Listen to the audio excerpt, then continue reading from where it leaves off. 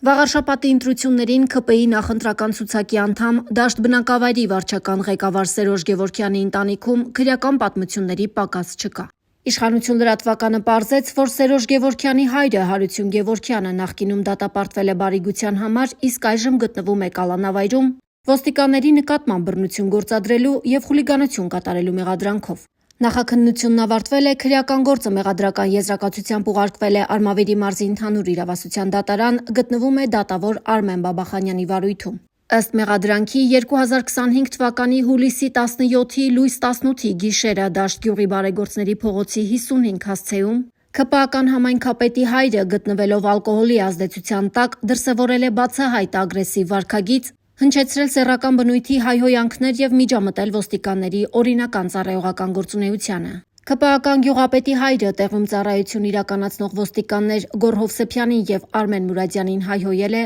չի ենթարկվել նրանց օրինական պահանջներին, ավելին, քաշել և պոկել է Հովսեփյանի ուսադիրները, բռունցքով հարվածել նրա գլխին և ձախ աչքի շրջանին, հարվածել է նաև ոստիկան Արմեն Մուրադյանի քթին։ Դեպքի վայրում Գևորգյանը նաև բարձրաձայն հայտարարել է. 10 տարի կգնամ կնստեմ, նստելուց չեմ վախենում, 48 կամերն եմ նստել։ Գևորգյանի արարքները իրավապահների կողմից որակվել են որպես խուլիգանություն և պաշտոնատար անձի նկատմամբ բռնություն գործադրելու դեպք։ Նշենք, որ բարիգության համար դատապարտված ՔՊԱ-կանի հայրը 2008 թվականից իր հողամասում մարիխուանա տեսակի թմրամիջոց է աճեցրել և ապօրինի իրացրել, այդ թվում մի քանի անգամ վաճառել է Այգեշատի բնակչի։ Փաստացի հանցավոր արարքներ կատարած անձի որդին կրկին ՔՊԻ նախընտրական ցուցակում է։ Մինչդեռ իշխանության ներկայացուցիչները կոկորդ են պատռում, թե գողական բարքերի կրողներն իրենց շարքերում տեղ չունեն։ Լիա Սարգսյան, Իշխանություն լրատվական։